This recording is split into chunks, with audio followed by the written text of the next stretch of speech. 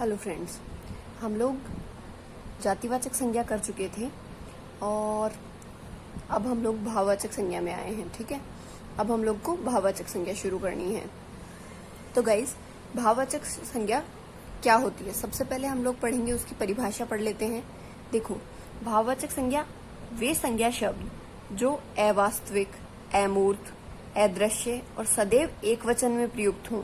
ठीक है, वो सारे के सारे संज्ञा शब्द कौन से कहलाएंगे? भाववाचक संज्ञा शब्द होंगे। अवास्तविक मतलब जो जिनको देखा ना जा सके, वास्तविक ना हो। ठीक है ना। अमूर्त मतलब, अमूर्त का मतलब होता है जिसे देख नहीं सकते हैं या फिर जिसे फील नहीं कर सकते हैं। अदृश्य वही देखा नहीं जा सके, और सदैव एक वचन में प्रयुक्त होंगे। भाववाचक संज्ञा के जो शब्द होंगे वो सदैव एक वचन में प्रयुक्त होंगे। ओके, अब भाववाचक संज्ञा दो प्रकार की होती है, मूल भाववाचक संज्ञा और यौगिक भाववाचक संज्ञा।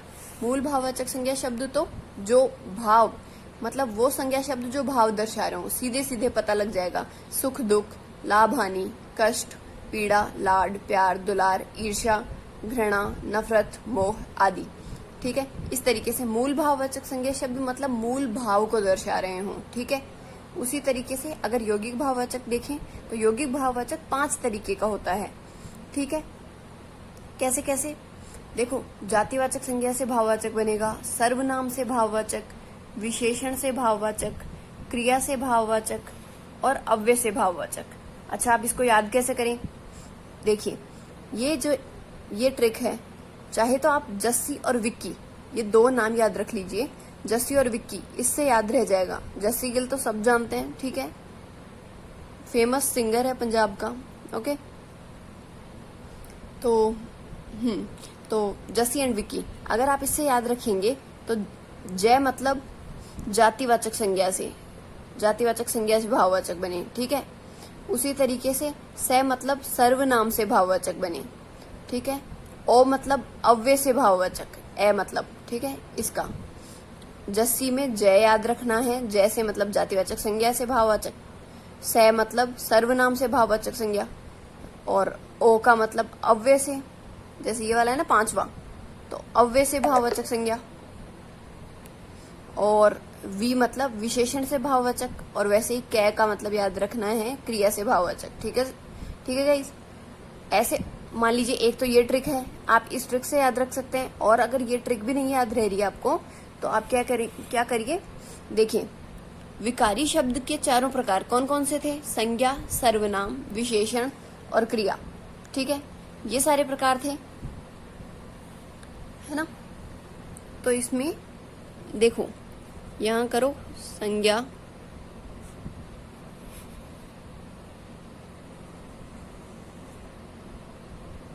सर्वनाम, विशेषण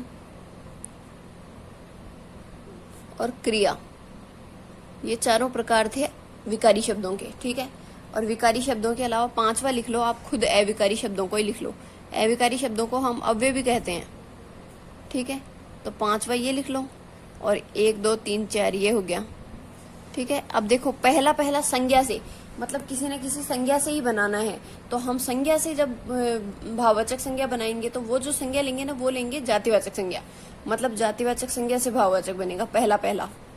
ठीक है गाइस, और सेकंड वाला फिर सर्वनाम से भाववाचक संज्ञा, विशेषण से भाववाचक संज्ञा, क्रिया से भाववाचक संज्ञा और अव्यय से भाववाचक संज्ञा। ठीक है, इस तरीके से, मतलब विकारी शब्दों के ये चारों प्रकार है। और उसके बाद ये एक अविकारी का खुद का ही नाम है, एक तरीके से दूसरा नाम, तो वही 5 इसके प्रकार हो जाएंगे यौगिक भाववाचक संज्ञा के। ओके, तो अब यौगिक भाववाचक संज्ञा के सबके उदाहरण भी देख लेते हैं। ठीक है, अब उदाहरण जैसे जातिवाचक संज्ञा से भाववाचक अगर बनाएंगे हम लोग, तो कोई भी जातिवाचक संज्ञा का उदाहरण लीजिए सबसे पहले। तो जातिवाचक संज्ञा से अब हमें भाववाचक संज्ञा बनाना है। ठीक है, अब देखिए गाइस, इसमें हमेशा ऐसे होगा, कोई भी जातिवाचक मतलब जो पहला होगा ना, उसमें जातिवाचक संज्ञा शब्द लेंगे और उसमें कोई ना कोई प्रत्यय जोड़ने के बाद वो खुद ब खुद एक भाववाचक संज्ञा का रूप बन जाएगा। ओके, तो देखिए, जातिवाचक संज्ञा का कोई उदाहरण ले हम, जैसे मान लीजिए बच्चा। ठीक है, बच्चा से बच प्लस में पन प्रत्यय से बचपन बन जाता है। तो इसमें बचपन में अलग जब करते हैं तो बच्चा प्लस में पन अलग होता है, ठीक है। तो इससे बन गया बचपन। बचपन अब एक भाव है, इसे हम नाप या तोल नहीं सकते, तो इसलिए अब ये भाववाचक संज्ञा का उदाहरण बन गया है, ठीक है। तो मतलब अब हमने बनाया कैसे इसको, जातिवाचक संज्ञा शब्द था बच्चा, ठीक है, क्योंकि हर तरीके के बच्चों की जाति बता रहा है ये चीज, ठीक है। तो जातिवाचक संज्ञा से हमने ये भाववाचक संज्ञा बना लिया है, एक भाव बन गया है। उसी तरीके से लड़का प्लस में पन, उसको हम बोलेंगे लड़कपन, ठीक है। लड़कपन एक भाव है और लड़का यहाँ जातिवाचक संज्ञा है, ये जातिवाचक संज्ञा है, जातिवाचक संज्ञा है, और ये भाववाचक संज्ञा है। आगे बात समझ में, मतलब कोई ना कोई प्रत्यय जुड़ने के बाद ये संज्ञा परिवर्तित हो जाती है, ठीक है। यौगिक भाववाचक संज्ञा में ऐसे ही होता है, जातिवाचक संज्ञा कोई शब्द लेंगे, उसके बाद कोई ना कोई प्रत्यय जोड़ेंगे, तब ये लड़कपन जो बनेगा वो भाववाचक संज्ञा का उदाहरण बनेगा, ओके। उसी तरीके से अगर नौकर प्लस में ई प्रत्यय जोड़ें तो नौकरी बनता है, नौकरी भाववाचक संज्ञा का उदाहरण है, ठीक है। आगे बात समझ में, मतलब जातिवाचक संज्ञा शब्द प्लस में कोई भी प्रत्यय, तब भाववाचक संज्ञा का रूप बनेगा, ओके। अब देखिए हम लोग सेकंड पार्ट पे बढ़ते हैं। सेकंड पार्ट है सर्वनाम से भाववाचक संज्ञा, है ना, सर्वनाम से भाववाचक संज्ञा।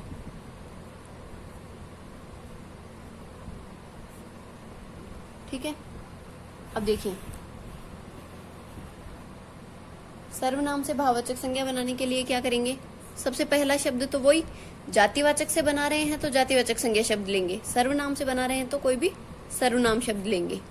निज प्लस में त्वय प्रत्यय ले लेते हैं तो निजत्व, निजत्व मतलब खुद का, स्वयं का होने का भाव, ठीक है। जैसे अपन प्लस में त्वय, त्वय प्रत्यय, अपनत्व, अपनत्व होता है, ठीक है। तो ये भाववाचक संज्ञा बन गया ना, अपनत्व और निजत्व दोनों भाववाचक संज्ञा है,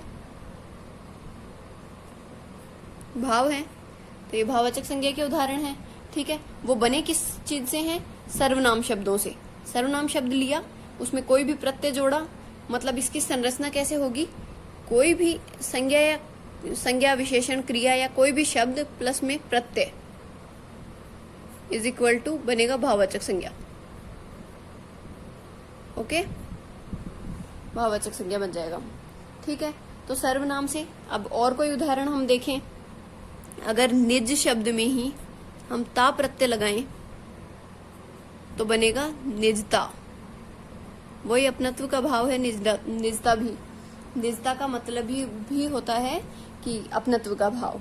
वैसे ही मम, मम एक प्रत्यय है ना, मम का मतलब प्रत्यय क्या, सर्वनाम, तो मम एक सर्वनाम है। अब सर्वनाम मम मतलब मेरा होता है, ठीक है। मम में त्वय प्रत्यय लगाया तो ममत्व, ममत्व शब्द, ठीक है। ममत्व क्या होता है, एक तरीके से भाववाचक संज्ञा शब्द है। वैसे ही अहम, अहम एक सर्वनाम शब्द है, उसमें कार लगाया हमने प्रत्यय तो अहंकार बन गया, अहंकार एक भाव है, ठीक है। आई बात समझ, तो ये हो गए हमारे दो एग्जाम्पल्स,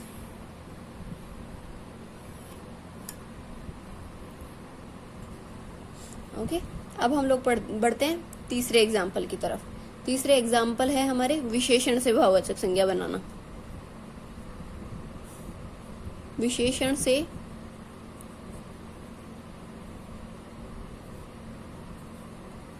भाववाचक संज्ञा, ठीक है। इसमें क्या करेंगे, कोई भी विशेषण शब्द लेंगे, विशेषण जैसे ले लीजिए, मान लीजिए मधुर ले लिया हमने, सुंदर ले लिया हमने, है ना। सुंदर में कोई दो प्रत्यय लगा के देख लेते हैं, ठीक है। वैसे ही वीर ले लिया हमने, ऊंचा ले लिया हमने। ये सारे के सारे विशेषण शब्द हैं, इनमें सब में प्रत्यय लगाते जाओ। मधुर प्लस में ता, मधुरता। वैसे ही मधुर प्लस में यह प्रत्यय अगर लगाएंगे तो माधुर्य बनेगा, माधुर्य। ठीक है, माधुर्य। वैसे ही सुंदर प्लस में ता प्रत्यय लगाया हमने, सुंदरता बना, सुंदरता शब्द बना। सुंदरता शब्द क्या होगा? भाववाचक संज्ञा का उदाहरण है। ये भी भाववाचक संज्ञा का उदाहरण है। बना किससे? क्वेश्चन कैसे आएगा? सुंदरता शब्द भाववाचक संज्ञा शब्द है, वह निर्मित है। फिर उसमें आ जाएगा संज्ञा, सर्वनाम, विशेषण और अव्यय, अव्यय शब्द। तो किससे निर्मित है बताओ? सुंदर शब्द। सुंदर किसी की विशेषता बताने के लिए ही तो यूज होता है। विशेषण वो कहलाते हैं जो संज्ञा या सर्वनाम की, संज्ञा या सर्वनाम शब्दों की विशेषता बताने वाले शब्दों को हम विशेषण कहते हैं। ठीक है, तो सुंदर, मधुर, ये वीर, कोई भी मान लीजिए शासक वीर है तो उसकी विशेषता है ना ये वीरता। ठीक है, तो वैसे ही वीरता एक देखो भाव है, तो वीर प्लस में ता प्रत्यय लगा दिया तो हमने वीरता हो गया। वैसे ही सुंदर प्लस में यह प्रत्यय लगाएंगे अगर तो सौंदर्य होगा। देखिए ये चीज समझने लायक है कि जब भी यह प्रत्यय लगता है तो सबसे पहले वाली मात्रा में, जो सबसे पहली मात्रा होती है उसी शब्द की, सामने वाले शब्द की, उसमें कुछ बदलाव होता है। जैसे सुंदर ऊ का औ हो जाता है। ठीक है, और ये वाला रे ऊपर चला जाता है और ये यहाँ पे लग जाता है। जैसे सौंदर्य हो गया ये चीज। ठीक है, वैसे ही मधुर देखो, मधुर में पहले वाले शब्द की जो सबसे पहला अक्षर है उसके मात्रा में दीर्घीकरण हुआ, माँ हो गया यहाँ पे। ठीक है, ये रे आधा होके ऊपर चला गया तो माधुर्य बन गया इससे। ठीक है ना। ऐसे ही शूर प्लस में यह शूरवीर होना है ना, तो शूरवीर एक विशेषण है और यह प्रत्यय जुड़ने के बाद में ये बन जाएगा शौर्य। ये शौर्य कैसे बना?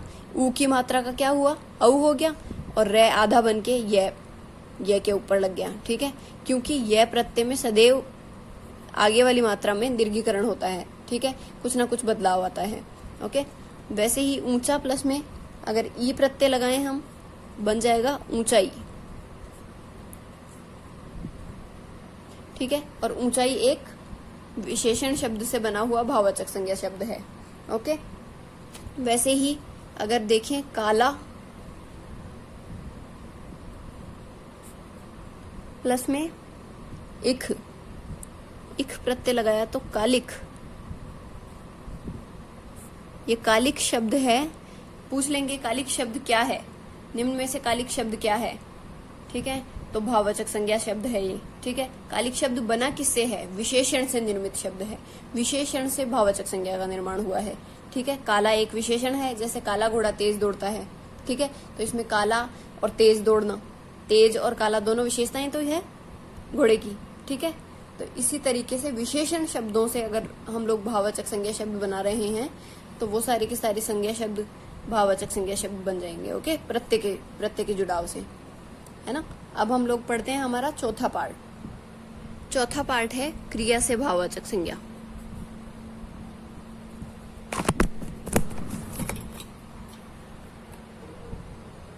चौथा पार्ट हमारा है क्रिया से भाववाचक संज्ञा शब्द। माफी चाहते हैं आपसे कि कैमरे में थोड़ा बहुत दिक्कत हुई।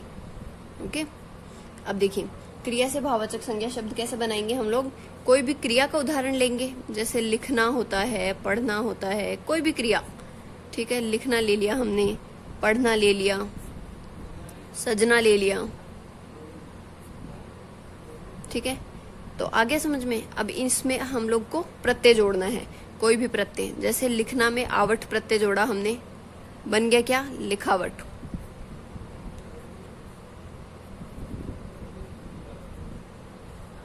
आगे बात समझ। ठीक है, पढ़ना में हमने आई प्रत्यय जोड़ा तो पढ़ाई बन गया।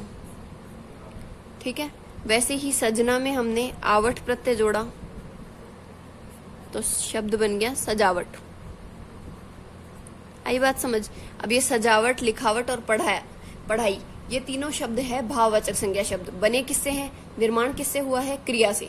ठीक है, तो क्रिया से बने हुए भाववाचक शब्द हैं ये लोग। ठीक है, ये सारे के सारे। वैसे ही अगर हम लोग अब 5वें पार्ट पे बढ़ते हैं तो अव्यय से भाववाचक शब्द।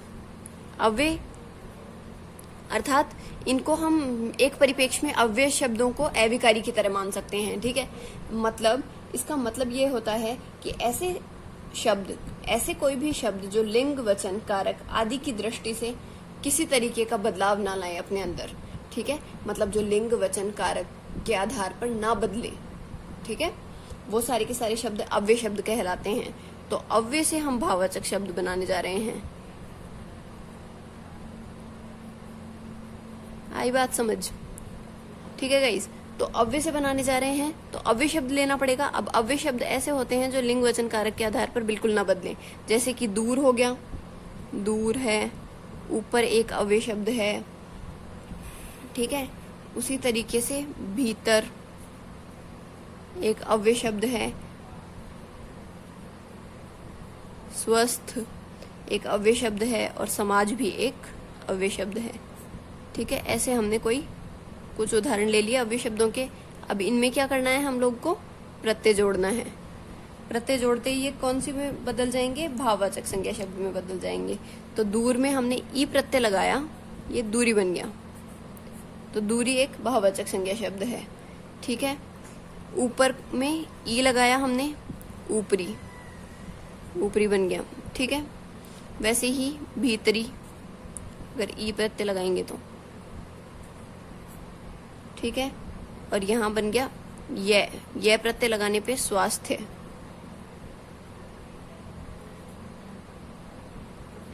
अब देखिए, ये स्वास्थ्य समझाने वाली चीज है। देखो, स्वस्थ में यह प्रत्यय लगाया। अब मैंने बताया कि यह प्रत्यय क्या करेगा? सबसे आगे वाले शब्द के अंदर दीर्घीकरण करता है। अब देखो, सबसे पहला वाला वर्ण तो ये पूरा ही नहीं है, तो पूरे वर्ण के अंदर उसकी मात्रा में दीर्घीकरण होता है, तो वह पूरा है। ठीक है, तो वह की मात्रा में दीर्घीकरण का मतलब ए का आ हो जाता है। ठीक है, वैसे ही ऊ का औ हो जाता है। तो यहाँ पे ए शब्द है, वह में ए छुपा हुआ है ना, तो यहाँ पे आ कर देंगे तो स्वास्थ्य। और यहाँ पे थ आधा हो गया, बोला था ना मैंने, जैसे रे आधा हो जाता था तो रे आधा होते ये के ऊपर चला जाता था। अब थ तो आधा होके कहीं भी नहीं जाने वाला है ना, ये के ऊपर तो लगा नहीं सकते हम इसको, तो थ तो आधा हो गया है और इसके जस्ट बाद में ये प्रत्यय लग गया है। ठीक है, तो स्वस्थ का बन जाएगा स्वास्थ्य। वैसे ही समाज प्लस में इक प्रत्यय लगा दिया अगर हमने, तो यहां बन जाएगा सामाजिक। ये कुछ प्रत्यय होते हैं जो सामने वाले शब्द के सबसे पहले अक्षर की मात्रा में दीर्घीकरण करते हैं। जैसे इक प्रत्यय ने भी देखो समाज में सा कर दिया ना, यहाँ पे सै का सा। ठीक है, आई बात समझ में? तो ये प्रत्ययों के नियमों में आता है कि 6 प्रत्यय ऐसे हैं जो दीर्घीकरण करते हैं। ठीक है, तो इसलिए जब हम प्रत्यय पढ़ेंगे तो इनको और डीप में पढ़ेंगे। अब देखिए गाइस, ये सारा चीज हो चुकी है। मतलब भाववाचक संज्ञा शब्द कौन कौन सी चीजों से, भाववाचक संज्ञा शब्दों की संरचना। एक क्वेश्चन अगर आए कि भाववाचक संज्ञा शब्दों की संरचना कितने प्रकार से हो सकती है, तो वो 5 प्रकार से हो सकती है। कैसे कैसे? जाति, सर्वनाम, विशेषण, क्रिया और अव्यय के आधार पर। आई बात समझ में? मतलब जातिवाचक संज्ञा से, ठीक है, उसी तरीके से सर्वनाम से भाववाचक, विशेषण से भाववाचक, क्रिया से भाववाचक और अव्यय से भाववाचक। ठीक है, ये सारे। तो अब आपको समझ में आ गया होगा, ये सारे के सारे भाववाचक संज्ञा शब्दों के उदाहरण थे जो हमने देखे। ओके गाइस, तो हम लोग अब नेक्स्ट वीडियो में मिलते हैं। अब नेक्स्ट वीडियो में हम लोग जैसे सर्वनाम पढ़ेंगे, फिर उसके बाद अव्यय पढ़ेंगे। ठीक है, नहीं सर्वनाम, पहले विकारी शब्दों के 4 प्रकार कंप्लीट करेंगे ना, 4 प्रकार में संज्ञा हुआ है हमारा। उसके बाद सर्वनाम होगा, सर्वनाम के बाद विशेषण, विशेषण के बाद क्रिया और फिर उसके बाद अविकारी शब्द। Okay, thank you so much.